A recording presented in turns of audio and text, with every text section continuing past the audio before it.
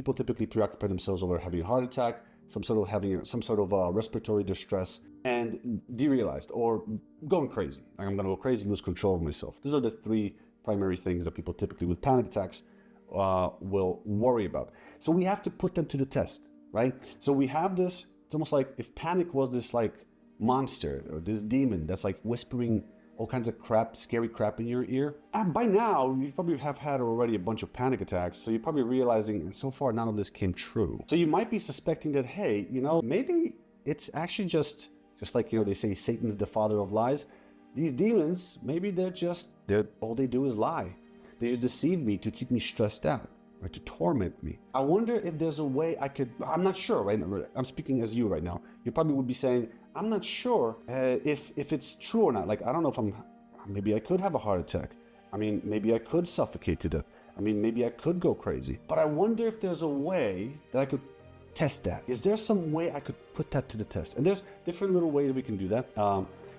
One of those ways, it's actually kind of combines with this idea of paradoxical intent. It's another intervention that's used to treat panic attacks, and it's been shown in isolation, just with paradoxical intent, you can actually treat successfully a panic disorder.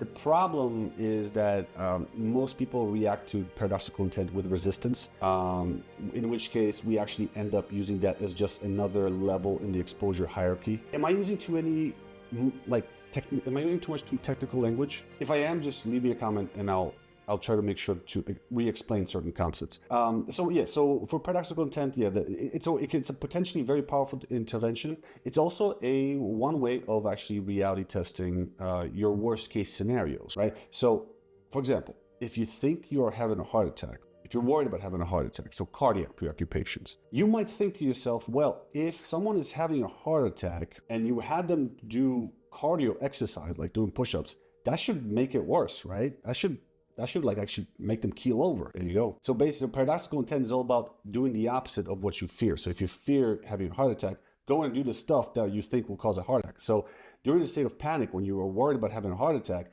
you start exercising on purpose to jack up your heart rate. And then you see, right? So it can be terrifying.